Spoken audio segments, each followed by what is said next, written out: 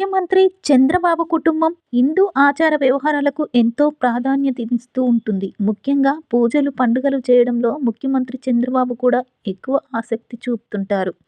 హిందూ ఆలయాలను దర్శించాలన్నా, పూజలు చేయాలన్నా కూడా చంద్రబాబు, ఆయన భార్య భువనేశ్వరి ముందుంటారు. తిరుమల వెంకన్న, విజయవాడ కనకదుర్గ ఆలయాలను దర్శించుకున్న సమయాల్లో కూడా ముఖ్యమంత్రి దంపతులు సంప్రదాయాన్ని పాటిస్తారు.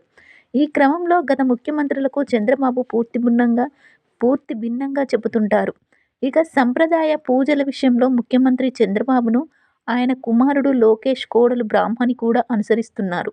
వీరంతా మంగళవారం సాంప్రదాయబద్ధంగా శివుడికి పూజించడం ఇప్పుడు సోషల్ మీడియాలో వైరల్గా మారింది.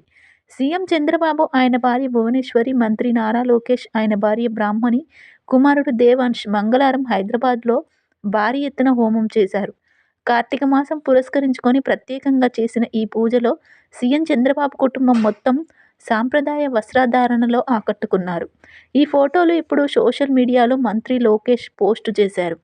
రాష్ట్రం బాగుండాలని, ప్రజల జీవితాల్లో సుఖసంతోషాలు వెల్లివిరియాలని కోరుకుంటూ తమ కుటుంబం ఈరోజు పూజ చేసినట్లు మంత్రి లోకేష్ తన ఎక్స్ ఖాతాలో వాట్సాప్ ఛానల్లో వెల్లడించారు. ఈ సందర్భంగా మంత్రి లోకేష్ పోస్టు చేసిన ఫోటోలు అందరినీ ఆకట్టుకున్నాయి. మొత్తం 5గురు కుటుంబ సభ్యులు ఎంతో భక్తి శ్రద్ధలతో పూజలు చేసిన విధానం సీఎం కుటుంబానికి హిందూ సాంప్రదాయాలపై ఉన్న నమ్మకానికి నిదర్శనంగా వ్యాఖ్యానిస్తున్నారు.